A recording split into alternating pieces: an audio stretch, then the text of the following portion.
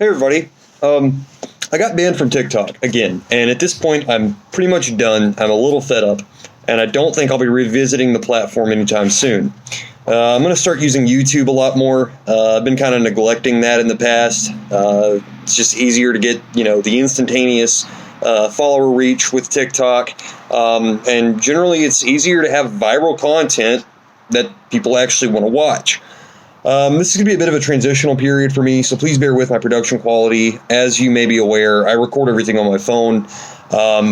In time, I'm planning on getting an actual camera and a mic and that sort of thing. So, what I want to talk to you about today is the layman American prepper, who you probably are, and groups such as InFact, Proud Boys, 3%, Boogaloo Boys, and so on. All these groups are very similar.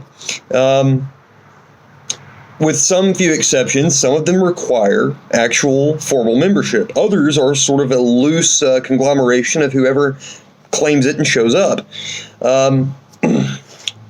What I really want to focus on today, to keep it short, so I keep your attention, is basically saying, let's not throw the baby out with the bathwater.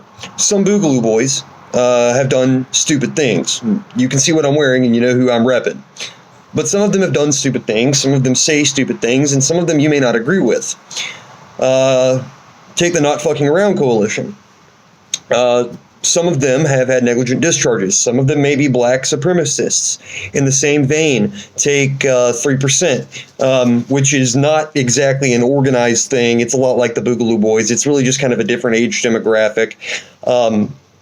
Some of them may be white supremacists, and certainly all of these groups may be lacking in, tactical prowess and competency in some places on an individual case-by-case basis. The Proud Boys as well. Part of their thing is actually to go out and instigate fights with their political opponents, which I believe is more of a reactionary thing, the way they perceive groups like Antifa, who I should have brought up in the beginning of this video. I'm not really using a script, but they're very similar.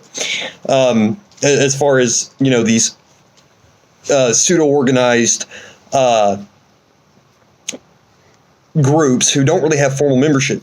Again, Boogaloo Boys, 3%, Antifa. The thing is, you have to consider, is it more likely that among these groups there are a lot of people just like you, who hold a lot of your same viewpoints, who live very similar lives, who believe the same things you do, and a few of them that get highlighted by the media, get highlighted in social media, happen to be bad actors? Or is it that they're all a bunch of racists or white supremacists or black supremacists or communists or what have you? Okay? Well, it's a pretty easy answer. More than likely, these people are a lot like you. And if you were ever talk to them and ever get to know some of them, you would probably agree that a lot of these guys are all right across the whole spectrum. What I'm trying to say is, I'm not really meaning around the election this year. I'm meaning in general. The signs are there that this country is headed towards hard times. And I don't mean like we've had this year, people losing their jobs. I'm talking about starvation, refugees, war on U.S. soil. From my perspective and the perspectives of a lot of people that are experts, because I'm really not,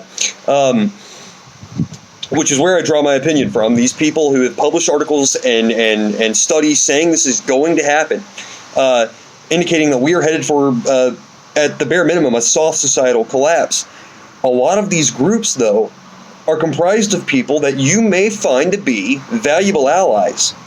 And I think it's worth giving them a second look. Get to know some of the people that are part of these groups, okay? Get to know your local Antifa. Get to know your local 3%er, and certainly get to know your local Boogaloo Boy and Not Fucking Around Coalition member. The time is coming that these titles we assign ourselves are a lot less important than the things we actually do. And I'd say that time is here and now upon us. Don't throw the baby out with the bathwater. Your fellow man can be your worst enemy, can be your greatest ally. But your own worst enemy is right in here and right up here. Give, maybe not peace, because we both know we're well past that, but maybe give friendship a chance. Puppy time. Puppy time. Come on. Don't be bashful.